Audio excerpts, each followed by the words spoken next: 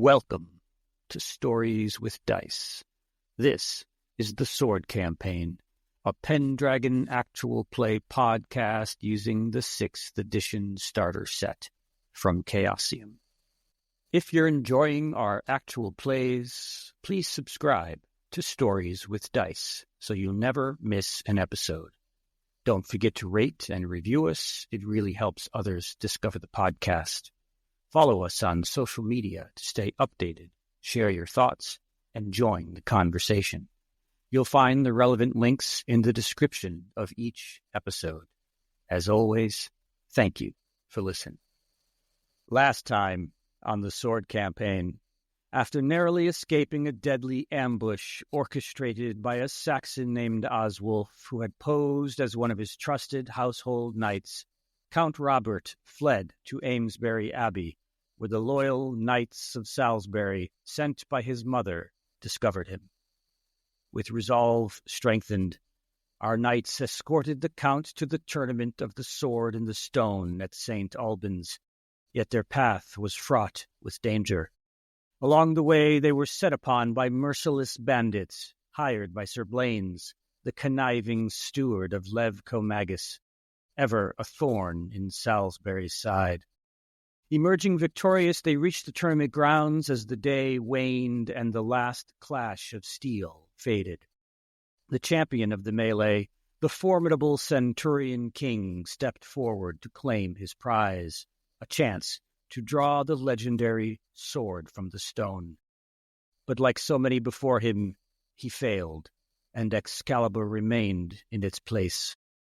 With the sun setting, the Salisbury knights joined the gathering for the evening's feast, and while his companions indulged in wine and food, Sir Caradoc uncovered a troubling rumor. King Lot, the most powerful king in the north, had no intention of honoring the tournament's terms. Moments later, Sir Caradoc overheard a hushed conversation between two knights. One called the other Sir Blains, and they spoke of the Saxon Oswulf as if they were allies, their voices heavy with conspiracy. And we're back with episode 3 of the Sword Campaign. And I'm joined as ever by Ed. Good day, kind sir. I am Sir Ian. And Tony. Hello. Playing Sir Caradoc. And Pete. Hi. Playing Sir Hystalwyn. We open on a raven perched on an ancient gnarled tree branch. Its eyes, sharp as obsidian, glint in the muted light filtering through the canopy. The raven tilts its head, staring into the undergrowth, alert to every faint flicker and whisper of movement below. From somewhere in the forest, we hear the soft rustle of leaves and the faint crackle of twigs breaking underfoot. The raven tenses, its wings quivering, as a figure emerges from the gloom. Cloaked in dark robes, he holds a wooden staff as old and gnarled as the trees themselves, its surface etched with strange symbols. He stops beneath the raven's perch, lifting his hooded head to meet its gaze. The raven studies him. For a long moment, neither stirs. Then the raven lets out a piercing caw, shattering the stillness. With a swift beat of its inky wings, it ascends into the air, disappearing into the thick forest canopy. The camera follows the raven as it soars above the treetops, tracking the cloaked figure below as he moves swiftly through the darkened wood. The camera gains speed, sweeping over the forest which blurs into a deep green sea. Then, suddenly, the trees part, and St. Albans sprawls ahead, bathed in the dim glow of twilight. Below, an evening feast unfolds in the shadow of Roman ruins, their massive arches crumbling and tangled with vines. Torches flicker around the periphery, casting warm, wavering light across vine-covered stones and ivy-clad walls. It is the 5th of May, in the year 510 of our Lord, for those who follow the Christian faith. The night air is warm and rich with the mingling scents of roasted meat, freshly baked bread, and the faint, earthy undertone of the forest. Just beyond the torchlight, within the eaves of the shadowy wood, is the fabled sword in the stone. Some among the revelers cast glances toward the dark edge of the woods, as though sensing the sword's silent, powerful call. The camera moves through the gathering, capturing the laughter and toasts of knights and nobles. The strains of a minstrel's melody rise above the low hum of voices and the clinking of cups. At a long table, Count Robert sits with Sir Ian and Sir Hystalwyn, their faces animated in the glow of nearby torches. Beside them sits Sir Caradoc, his face half shrouded in shadow. His gaze drifts past the merriment to a figure seated at the table behind him. Sir Blains, the very man who hired bandits to waylay Count Robert's company on their journey to the tournament. And above them all, the raven circles high in the sky, silent witness to the unfolding drama below. Sir Caradoc, your friends are drinking and indulging and feasting. Sir Hystalwyn is telling tales of daring do. He's got a little gaggle of people around him, listening intently at every word that falls from his mouth. And Sir Ian is trying his best not to overindulge, but I believe he wasn't having much luck with that. And you, how are you feeling? What are you doing, knowing that this man sitting at the table behind you is Sir Blains? Do you tell your count? What do you do? Well, I was wondering about that because, my home age is kind of 18, so kind of very high. So I'm wondering how Sir Caradoc could actually react on this, because he probably, it's wondering what should he, that he should avenge his liege lord, because he was threatened, he was attacked, and he's valorous. He has 14, and he's kind of a bit trying in that way. So I'm kind of thinking about this. I think he's gonna, he's always very careful and, suspicious of everyone, and, he measures in. But in this situation, I think I'm going to use my passion, which is, by hearing this and seeing that Sir Blains is right behind us, I think he's going to act.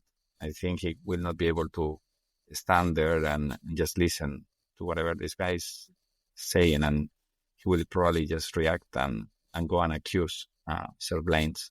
Do I need to roll for this, or just by being 18, I think I can just do it, right? Yeah, absolutely. Roll for the passion. If you want to invoke the passion, if you want to roll the passion to get a bonus for an action that you may take, you can do that. Yes, we'll do it. Because you can do that once a day. So I'll do it now. I think it's a good moment to invoke. No bonus, I guess.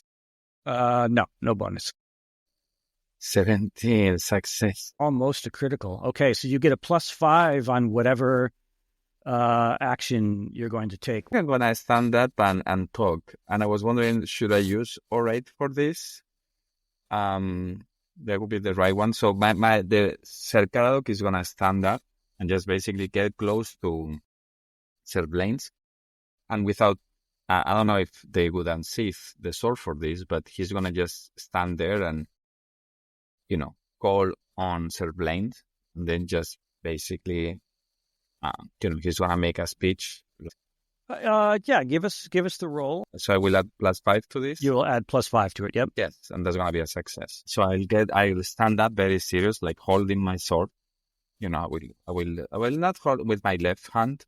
I will stand up, get close to the table, and just basically with a strong voice, Sir Blains, I, Sir Caradoc, accuse you of treachery. He turns around and looks at you, and he stands up. Do I know you, boy? You don't, but you will learn about me soon. I'm pledged to Count Robert, which you treacherously attacked him on the way to the tournament. You paid some ruffians that came upon him in surprise and tried to kill him. Thank God that he was able to fight his way away from these ruffians, and he stands here next to me. But you must answer your treachery, and Sir Caradoc will make you pay for it. He stands just like a few inches taller than you, so he's looking down at you. These accusations are outrageous. You dishonor me, sir. To dishonor my count. The other man that he was sitting next to stands up. He's Duke Ulfius, the Duke of Silchester, which is the neighboring county to Salisbury. And he says, these are very serious charges, Sir Caradoc. I know, but I couldn't be saying this if I was not sure of it. I heard it myself from one of the ruffians that we were able to apprehend after the fight. He told me and my companions here about this treachery. Sir Ian and Sir Hystalwyn were there too. You'll take the word of a simple ruffian over a night? What is Sir Ian and Sir Hystalwyn doing? So Count Robert has already stood up. He hasn't spoken up yet, but there might be some fear in his eyes. Well, going to have to stand up and close ranks, as it were, show a united front. There's no other way of doing it, really. So the Duke asks the two of you, is what your companion says true?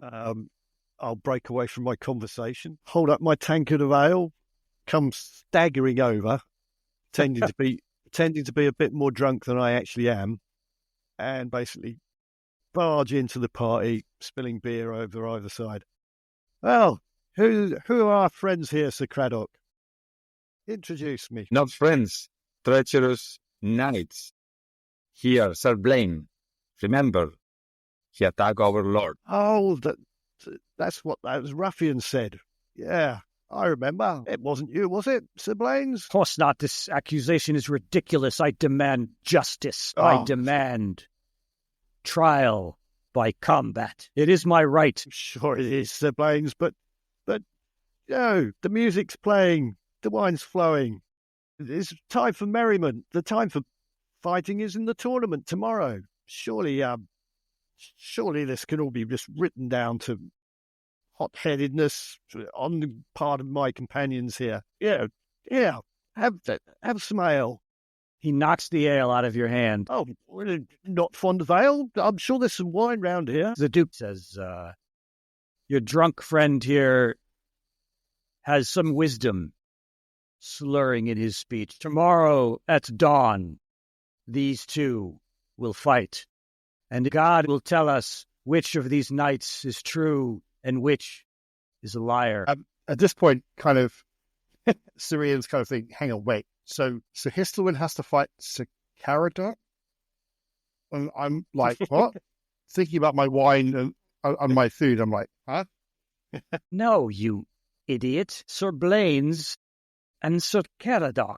Sorry, I've had a bit too much to drink. So be it. I will be there. Tomorrow morning on the tournament grounds before the melee begins, this will be settled. And this just... And I will just turn around, just make a curtain out to the Duke, not to Sir Blains, and I will just turn around.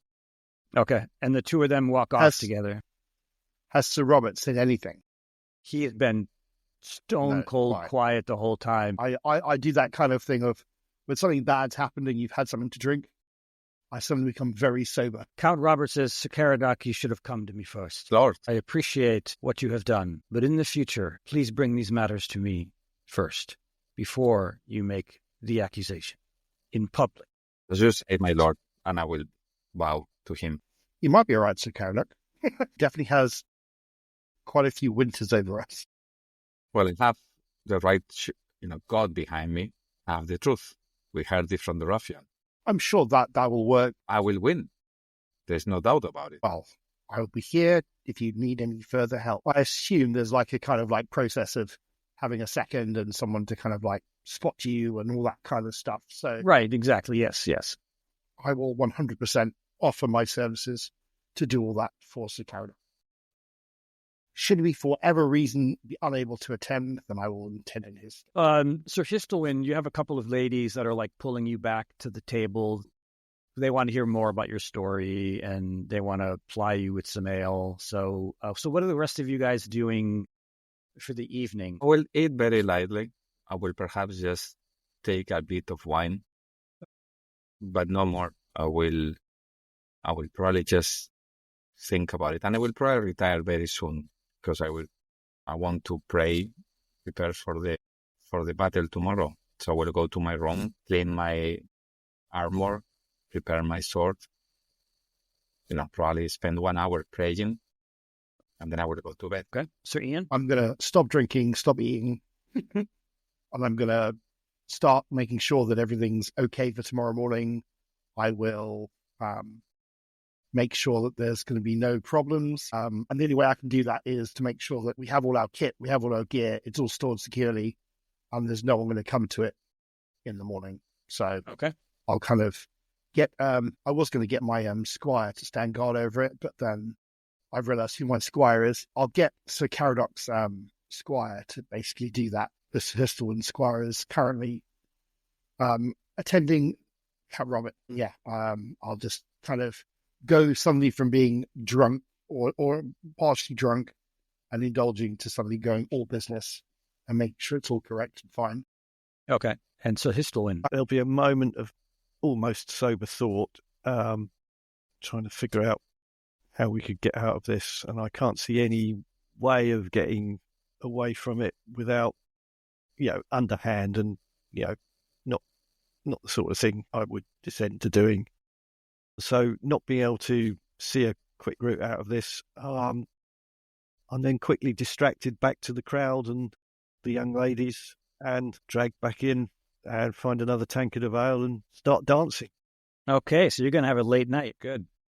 Let's cut to the morning. Sir Hystalwyn, you probably have a bit of a hangover. Maybe you didn't even go back to your I'm not tents, sure I made perhaps. it back to my tent. Yeah. Yeah, perhaps you're in someone else's tent, or maybe you're in one of the homes in the hamlets nearby. Who among you considers yourself to be an early riser? Who might wake up before all the others? I'm thinking that on this occasion, although still slightly drunk, I may actually be up early, as whoever I'm with might not want to be found with me. I suspect I've been roused and bundled out of the... You can do the wolf shame. Yeah. Yep. Okay, so you're like, rushing your way out of one of the homes on the edge of the hamlet and making your way back toward the tournament grounds. Pulling up your socks and sort of hopping along as you go, trying to get yourself all prim and proper. And you catch sight of a young squire and an older knight engaged in a quiet conversation, and you could hear the young squire say, I must have left it in the tent, father. And then the older knight says, well, go and get it. Don't dally. Your brother will miss his chance. And then the young squire just sort of runs off toward a group of tents.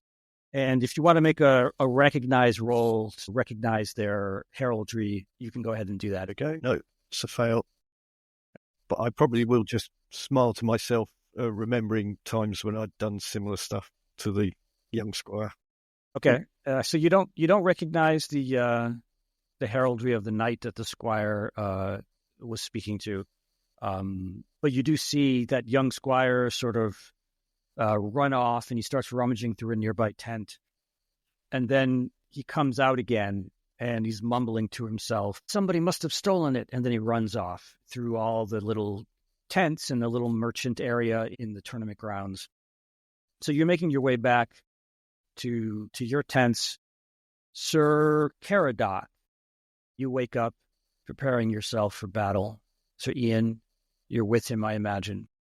Yep, I probably would have woken up half hour before the allotted time kind of thing. Mm-hmm. Right, so you're putting on your armor and all of that, and Felix comes to the tent, and he says, Sirs, the Duke of Silchester says they're ready for you. Thank you very much. I will have my squire carry my shield and, just showing my heraldry. And perhaps my banner and, Tony, what does your banner look like? That's a good question. If I remember well, it's red with 3 apples on it. Okay, do we have it here on the journal? It's on your character sheet, yeah. Yes, let me check. On the Yes. No, exactly. So it's basically like 3 apples on top with a yellow background and then green below. Okay. Very colorful. Nice. I don't know if I can show it to you guys. So you're walking toward the tournament grounds. You see Sir Blains standing there, wiping his sword in the air, like he's limbering up his sword arm. And the Duke of Silchester waves for you to enter the tournament grounds, Sir Caradoc. And so the two of you Is stand. Count Robert around? Count Robert, yes. Count Robert, he arrives a little late, but yeah, he'll be there momentarily. So you step into the tournament grounds facing Sir Blains. Sir Blains facing his accuser, and the Duke looks around and he sees Sir Ian and he says, "Are you this man's second?" I am. Very good. Now, where is your liege lord? And then just as he says that, you hear Count Robert's voice. It sort of cracks a little bit. I'm here. This little, 18-year-old who's way out of his depth. Sorry, I overslept. And he's straightening his shirt and everything, and he stands to the side where the nobles are, and then the Duke says, "This will not be a fight to the death. The first to yield loses. God will favor the right party. Right will aid might. And the ruling of battle made by God cannot be reversed or appealed. The guilty party will be punished by his lord." Blaine says, "May God be with the right." Oh, that's my squire for my shield. Is Sir Blains using his shield too or not? Yeah, Sir Blains has a large kite shield and he has a sword. Sir Blains, there's a little smirk on his face, and he says, "The first move is yours, Sir Caradoc." Okay. So we'll just salute. So I will just put my sword in front of me, like if it was like a cross. I will salute and put it to the side and don my shield, and very slowly get close to him, get into range, to engagement distance. First, I wanted to measure him first. Do not go like a full attack. Like kind of test him. So one of the combat actions is study. Perfect. So this is what I'll do. If you want to use study as your combat action, if you succeed, maybe you'll find like a weakness, like a weak point in the way he's standing, or like in his movements, and depending on how well you do with the roll, knowing that will give you a benefit on your next action. Like if you're going to attack him once you make that study. Now, let's see. I'm sorry, go ahead. Should I do awareness? It's more about it felt more like the whole kind of battlefield, right? This is more like I'm measuring him, more like his combat skills. So I'm wondering if I should just roll sword instead of attacking, I'm just feinting and testing things. Just testing how good he is. Yes. Okay. That's okay, but it's not an attack. It's not. I mean, if you want to do it as an opposed, it's fine. It's up to you. No. It won't be an opposed roll. But you can also roll your passion to get a bonus to that roll. Which passion? Your homage Count Robert, or your fealty to Count Robert. So we'll roll homage. 19. No. God is against you. It is against me. Well, okay, so now roll your sword skill. Yeah. This thing. So God is not with me. He isn't. No. The Christian God is not loving me now. Another 20. But it's critical. Holy no. Shit. Okay. Is that good? That's with sword?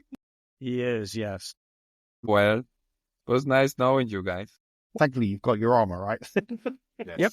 Yeah, so you have 10 armor, so that's just, your armor deflects that blow. So he just basically, he's kind of toying with you at the moment. He sees what you're doing, that you were like sizing him up to try to find a weakness in his attack or in his stance, and he just kind of smacks you on the side of your armor with the side of his sword and smiles. Okay, so I'm gonna go for him.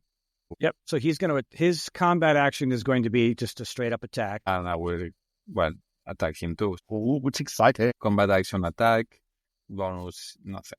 Okay. Holy moly. Holy moly is right. He got another critical. Seriously? 29 damage minus 10 for your armor. So 19. that's 19. And what is your... Hit points, 32. Right, but there's There's the some other things. other Your- things, yes. You've got your knockdown, I think. Yep, there it is. Where do you What's see your that? knockdown? So in the first one, it says combat. Yeah. The first tab, there's a combat thing. Ah, And 14 you should have a knockdown, yeah. knockdown major wound. So when you take that much, I think it's when you take 12, Well, major you wound knock then, because it's 18. down. Major wound is 18, so I got 19. Yeah. So Wait, yeah, that is a major wound. And I believe he's knocked you unconscious. Yeah. Yep. What did he do to me? And he's knocked you down. So the two of you are, before you can even land that blow, he hits you with his shield and swipes you with his sword. The sword cuts through like the part of the armor where there's like the connection between the plates or what have you, and a huge cut, lots of blood. You just immediately collapse, fall unconscious. Fade to black for Sir Caradoc. So Sir Ian, I'll rush forward and I will stop. I'll hold my shield up and say, I think you've won, Sir Blains. I haven't drawn a sword or anything, but I've just got my shield in a sort of like defensive posture as I sort of like go down to one knee on top of Sir Caradoc. that is obvious. Sir Ian, it was not a trial by combat to the death. I was not going to deliver a coup de grace. I just wanted to make sure. And then he looks at Count Robert for a second, and then he turns to the Duke, and he nods, and then he says, I expect this knight's liege lord punish this man appropriately for his salacious rumors, unfounded assault upon my character and my honor. As God is my witness, I am innocent of these charges. Everybody claps. He walks off the field, and Felix and Sir Caradoc's squire Owen rush forward, and they immediately Say, do I need to use a roll of first aid still? Yeah, they're going to... So what's your first aid skill, by the way, Sir Ian? 8. Okay, they have a better skill than you, so they're going to I'll roll let them do it. their squire skill. I'm going to give them a bonus because the two of them are doing it together. So Caradoc, you regained consciousness on the field. You're like looking up at the sky. You see a raven circling overhead, and Sir Owen's smiling face looking down at you saying, Sir Caradoc, you took a mighty blow. We'll get you fixed up right as rain. Why am I doing the Scottish accent again? I don't know. We like it though. So then they've made like a little stretcher and they're carrying you back to the tent. And then the Archbishop of Britain declares the beginning of the melee. So then the tournament begins as you guys go back to your tents, and Count Robert follows you. And Sir Hystalwyn, you get back to the tournament grounds and you see the tail end of what looked like a very short trial by combat. So you see Sir Caradoc getting carried away back to the tents. It looks like he got banged up pretty badly. What do you guys do? Well, I'm definitely going to check in on Sir Caradoc, see how bad it actually is. And as long as he's still breathing, I'll see that as a good thing. And we've probably got away lightly. But yeah, I'm actually slightly worried that there might be some more follow-up now as well. Tony, you regain hit points equal to your healing rate. And I see that actually I must make a roll to see if I lose a characteristic, which I would probably lose. It's 1d6, and then only 6 is none. The rest, I do something. It's on the major wounds. Yep. So your total hit points right now is 17.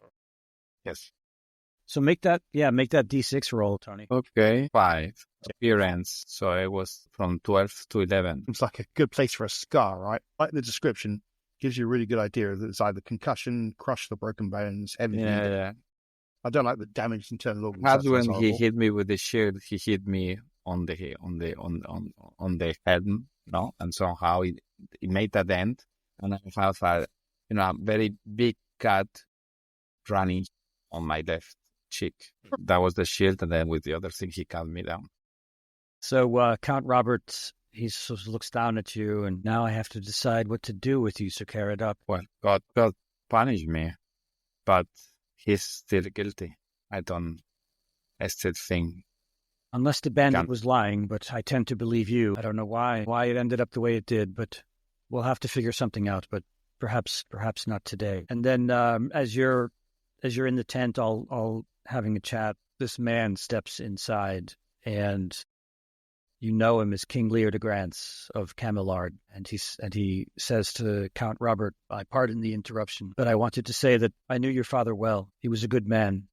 And yours, Sir Caradoc. And remember, Sir Caradoc, your father died in St. Albans at the Battle of St. Albans, the same day that Uther died. If you desire it, I would be honored to have you by my side in the melee today against King Uriens of Gorre. And then he says, and then he looks at your wounds and he goes, well, better not you. And then he sort of nods his head respectfully to the Count and the rest of you. And then he leaves. I wish I could go with you, my liege, but I think my wounds will not allow it. You'll definitely make things worse, I think, if you did such a thing. I don't think I wouldn't do it for you. I know you would, but I don't believe that I can allow it. It is foolish and dangerous, and I need all my loyal knights. I cannot throw them away foolishly. What do you say, Sir Ian, Sir Hystalwyn? We have been invited to participate in the grand melee. Does this interest you? You can see Sir Ian is kind of like biting at the bit to just get in there and get involved in the melee. So kind of tries really hard to not show it, but it's plainly written all over his young face. He says, if that's what my lord wishes me to do, then I shall indeed do that. Aye, my lord, it will be an honour to be at your side. Very well. Let us prepare. Sorry, Sir Caradoc, and Ian kind of like taps you on the side. Realizes that he's probably hitting probably too hard, and you're still in a sensitive condition. Like winces and says sorry. I feel now that I was foolish. I should be there with you during the melee. Oh no, it's fine. You rest up. What's done is done. There's nothing more we can do, is there? Your squires. Anyway. We can carry you out so you can watch, sir, if you would like. That would be most welcome. Let us help you then to the stands. Ian is out the tent, off to go get his stuff. So forgetting everything else, apart to go. Right, I'm going to get involved and this is going to be amazing. He's super enthusiastic about it. Kids, combat in this game is dangerous. It is indeed. Don't get involved in combat. Wait, what were you about to do? No, we knights.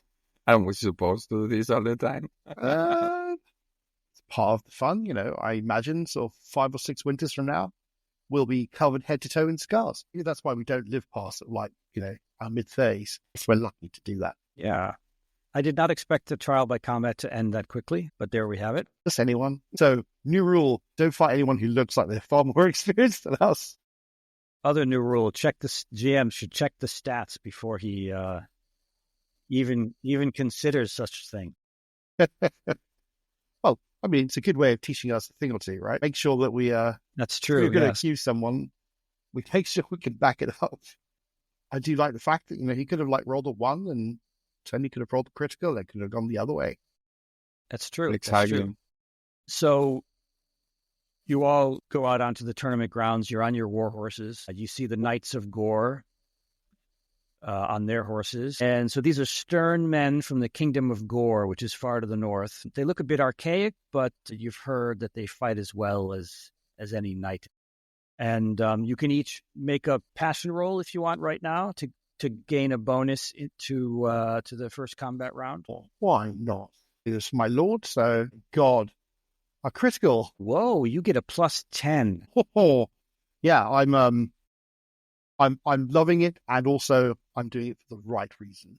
Okay, you get a +5. You've succeeded. So then, Sir Leodegrance signals a charge, and then he spurs his horse forward, and you all have your lances.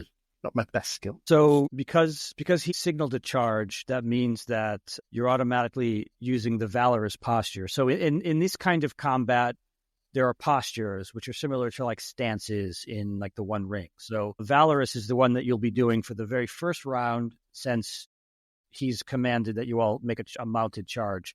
So you can all put a check mark next to your valorous trait if you don't already have one. Yep, already done it. And that also means that you will fight for 2 rounds before the turn is over.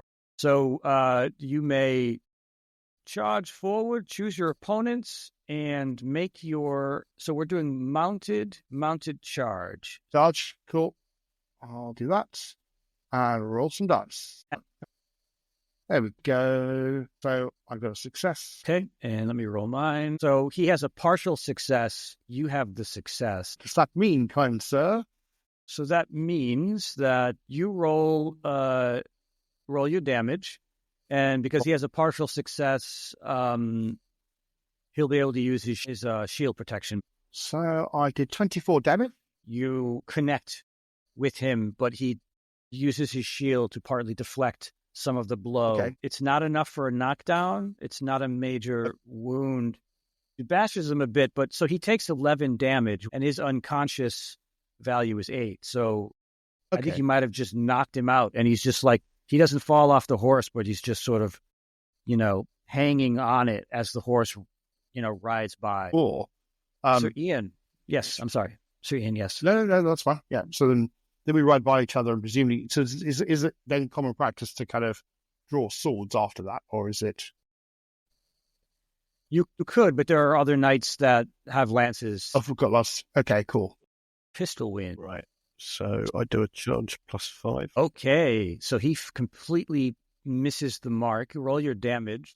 You have knocked him off his horse and knocked him unconscious in one mighty blow of your lance. The 2 of you are riding toward each other.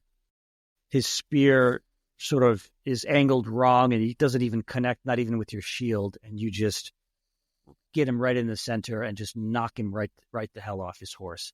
So Caradoc, do you want to roll for Count Robert? Sure. If you want to roll his passion, you can. Honor would be the one that he would use. Yeah. To give to see if you get a bonus. Yes. 11. Okay, Yes, so you get 13. a plus. So add +5 to the lance roll when you make it. Okay, pending. Yep. Okay. And let me roll for this guy. All right. You made it. So roll me his damage. Okay, rolling. So that the 2 of you ride by one another. His lance doesn't connect with Count Robert. Count Robert lance connects with him, but he deflects it with his shield, and he only takes 1 point of damage. Sir Ian. Okay. So I turn, or I kind of look at the next person. Presumably you have to kind of like move around and then turn and go back to each other again? Or is it sort of like you just have to kind of wade into whoever the nearest person is? So there are 2 more knights there. So King Leodegrance has taken out King Uriens. There are 2 more knights left on the field. And as the 2 of you are about to charge one another, you hear trumpets blare, which is the signal to halt the melee. And at the rest of you left on the field, you're all confused. You pause for a moment. You're sort of looking at each other like, what's going on? And then you can hear a young squire shouting at the edge of the tournament field, the sword, he's drawn the sword. And you see him pointing toward the forest where the sword and the stone is. And all of a sudden, the knights and the nobles begin streaming toward the eaves of the forest. People start whispering, the sword and the stone has been drawn. And then King Leodegrance says, gentlemen, let us ride. And he spurs his horse, and he just starts galloping forward. Make a horsemanship roll, Sir Ian and Sir Hystalwyn. And Tony, make one for Count Robert. Count Robert was... I shouldn't be rolling today. I'm sorry. It kind of fits his personality. Sir Ian and Sir Hystalwyn, you're right behind King Leodegrance. You've lost track of where Count Robert is in the chaos of all these people starting to push their way toward the forest. Actually, you fumbled. So Count Robert's horse gets spooked. Roll 1d6. Actually, I'll roll 1d6 because you have bad luck rolling right now. He falls off, breaks his neck, and dies. So the campaign. All right. So Robert takes 5 points of damage. He gets thrown from the horse. Well, thank God there is a squire, no? Which Yeah. squire was? Yep. So Ian?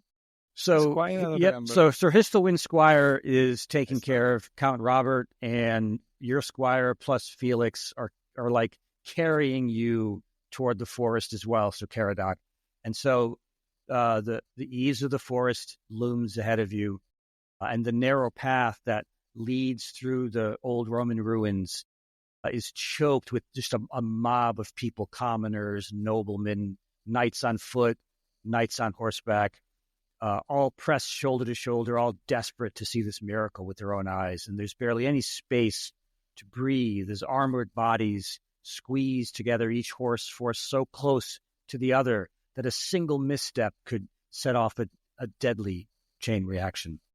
And the air is thick with dust and sweat. And in the throng, a panicked squire shouts as he's nearly trampled underfoot, and his cries are lost in the cacophony. And this knight says, "Move, know your place." And he's pushing past all the commoners. Horses are rearing up in fright, snorting and kicking as the press becomes unbearable and the ground vibrates with the pounding of hooves. And then emerging from those ruins, you spur your horses uphill. You're still directly behind King Leodegrance into the shadowed edge of the forest. And atop a small knoll, just within the trees, you see a young squire, barely a man. There's like a couple of whiskers on his chin. And he stands beside the sword and the stone. And the shouts had exclaimed that the sword had been drawn, but there he is, and Excalibur is still embedded in the sword, in the moss-covered rock. Roll recognized. Sir Hystalwyn already failed this roll, so Sir Ian, you can make that roll. Mm-hmm.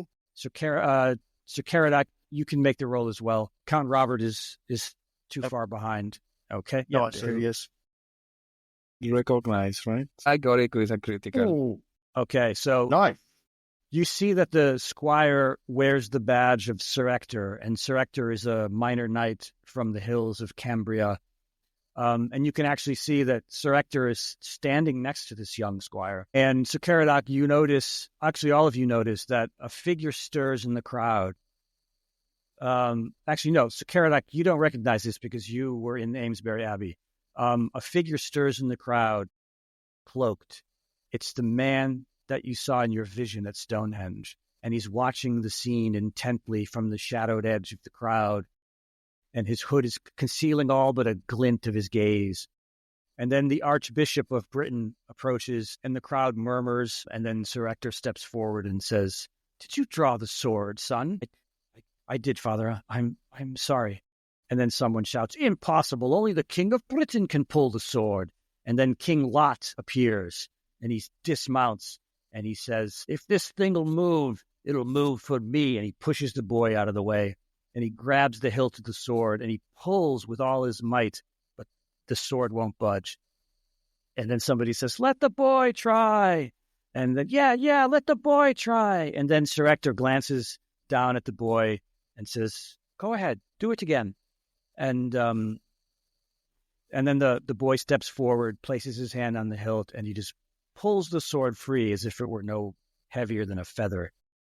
And then there's a gasp among the crowd as he slides the sword back into the stone. And King Leodegrance raises his voice above everyone else, and he says, "This boy is our king." And Count Robert has finally arrived, and he sees the boy having pulled the sword and then put it back, and he kneels immediately before the young boy, and he says, "All my life I have waited for this day, sire." What do you guys do? I'm going to jump off my horse and kneel as well. Okay. So the squires to help me. Okay, yep. The squires help Sir Caradoc, and you're like, "Ow, ow, ow, ow," and you get down on your knees. Sir Hystalwyn? I'll step down from the horse and look across to Sir Ian. Sir Ian, remember the vision. I think we've found our sapling, and then I'll take the knee.